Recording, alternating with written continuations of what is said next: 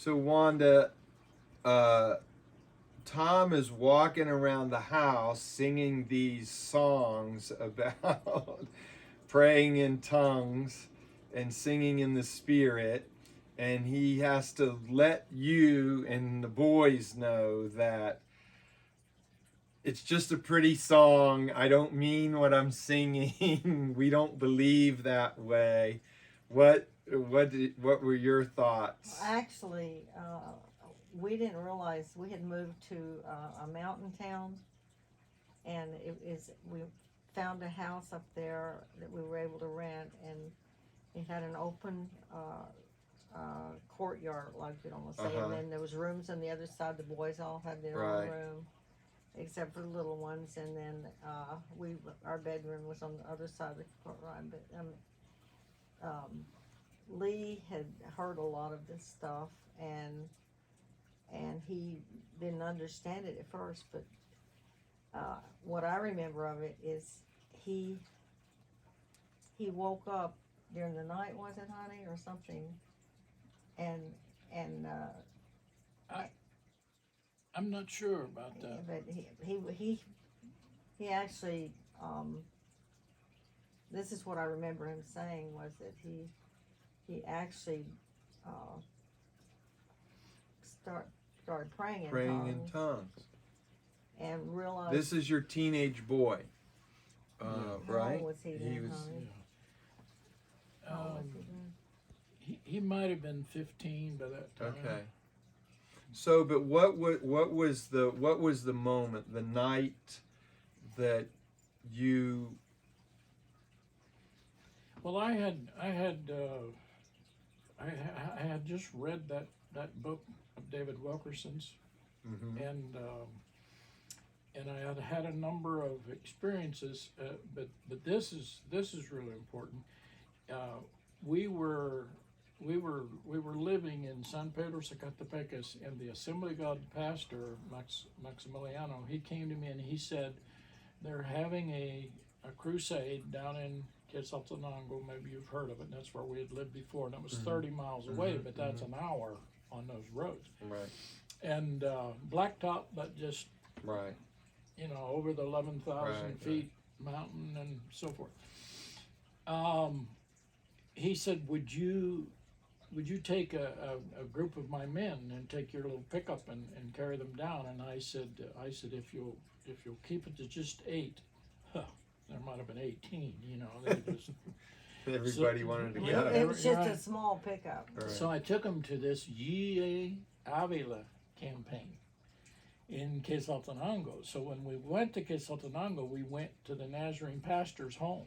Mm-hmm. And I knew he was the president of the Ministerial Association, and I wanted to know, they were the ones putting this campaign on, and this Okay. guy's a Pentecostal preacher, Okay.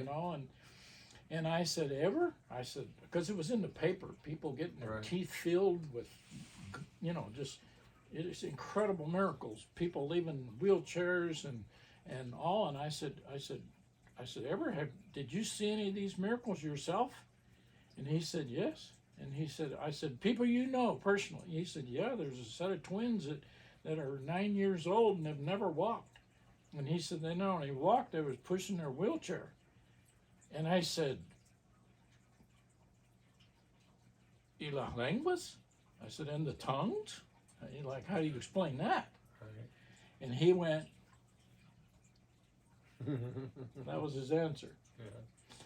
So they extended the meeting over another night. I managed to get out of there, Mhm. I'm sorry. I went that night Okay. to the crusade, and I ducked in the gate, and I got out of the way as quick as I could, and I got over there where Right. nobody would notice me. Right. And I'm sitting up in there hid, And this Indian woman, Quiche Indian woman, she got blessed, and she starts dancing.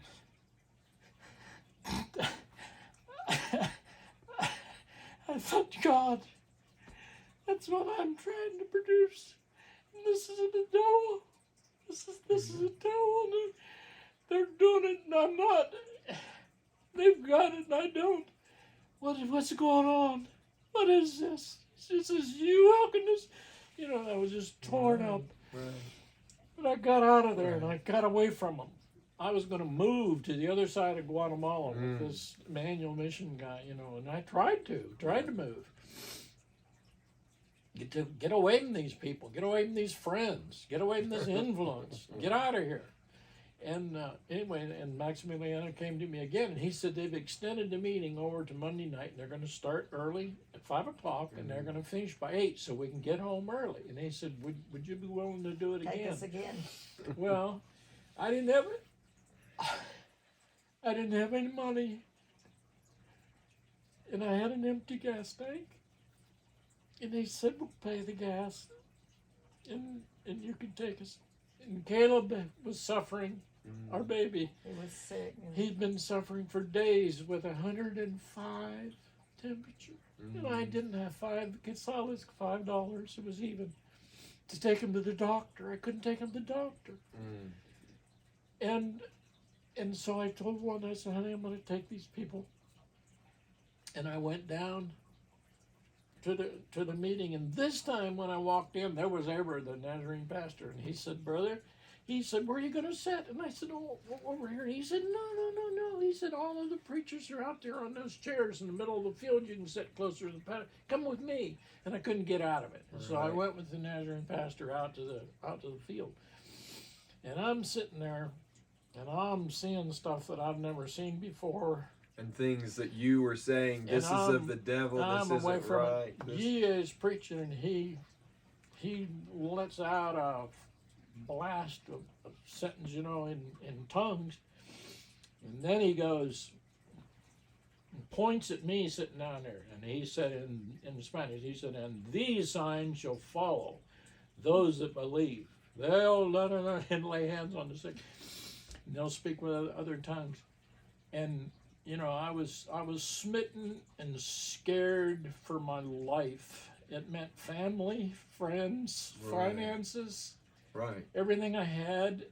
Yeah, because you had built it on this, and so you were getting your funding from these churches that all believed that stuff was not. And I was going to lose it all, and I did. Yeah. I did lose it all. I lost everything: church, friends, family, basically. So, as far as help, what help I had gotten there, and so I'm thinking. My baby's at home dying. Well, what did you say about when Rila said something like that? Well, I'll be there. Okay. My baby's at home dying. That is not going to stop me. I mean, we could all die until I died. I wasn't going home, and I wasn't going to quit. Right. I knew God had called us, and we were supposed to be there, and so the dedication was there, and the heart was there. Right. The holiness had taught us well in those things.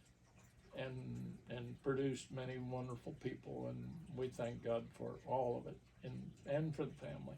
People just, you have to come to your own understanding. Right. So, anyway, I was standing there thinking about. They were finishing the service, and I'm still way at the back of this where the preacher that section. I'm off to the side, and I'm as far out as I can get. And I'm sitting there alone, or standing maybe, and I said, God, if this is really you, if this is not a deception, if this is really you, you could heal Caleb. He's so sick, and he's running a fever that I didn't think you could even live through. And he's so sick. And Lord, if this is really you, show me. And if this is really you, you could heal him. And I stopped praying and opened my eyes and looked at my watch, and it was 10 minutes after 8. The service said it's supposed to quit at 8. And at 10 after 8, I looked at my watch, and that's the way we went home. Right. When I got home, then Caleb was 1.5, 2 years old. He was just a baby. He was under 2 years old. I could probably figure it out, but anyway, he's under 2, and he's really bad. No, Caleb is close to 3 by now. Caleb is close. He's like 3, and he hadn't eaten for days. And he's running this terrible fever, and he's So you go back home. So I go back home, and Wanda hears the car coming in, wherever, and she sees me at the door, and she says, "Honey, were you praying for Caleb at 10 minutes after 8?" That's the way she greeted me. And she said, I had just been in there 15 minutes before, and he was burning up, and I was so afraid. And she said, at 10 after 8, she said, Caleb come walking out, and he said, Mama, I'm hungry. Wow. You know, of the devil. Come on. Of the devil. This is life. This is for my baby. This is desperation. And Caleb's healed after days of this. And I still tried to get away. I still tried to get away. I turned my back on it and hardened my heart to it, and I was too afraid to plunge in. I couldn't do it. We drove across Guatemala 300 miles plus, and was going to go over there and start a church with a guy who was out of Emmanuel Missions, a holiness mission that was real popular on the Christian radio stations, you know. And I was going to do that, and God closed the door, and the same Assembly of God missionary, he said to me, I was talking to him about going places where the gospel hadn't been preached before, and he said, there's a little town of Tehutla, and he said there's never been any missionaries up there, and anyway, there's a slew of miracles that ended up, and so kind of like, after I went, I lost my heart, and I told Wanda about it later. I didn't even tell her I was going, and when I got back, and I took her, and I didn't bait her a whole lot. I was afraid to. And she looked at this house that was painted purple, but it was a little the place that was like a fort, they had all this. She said, if God will give us that place, I'm willing to come. I'm willing to come here. Amen.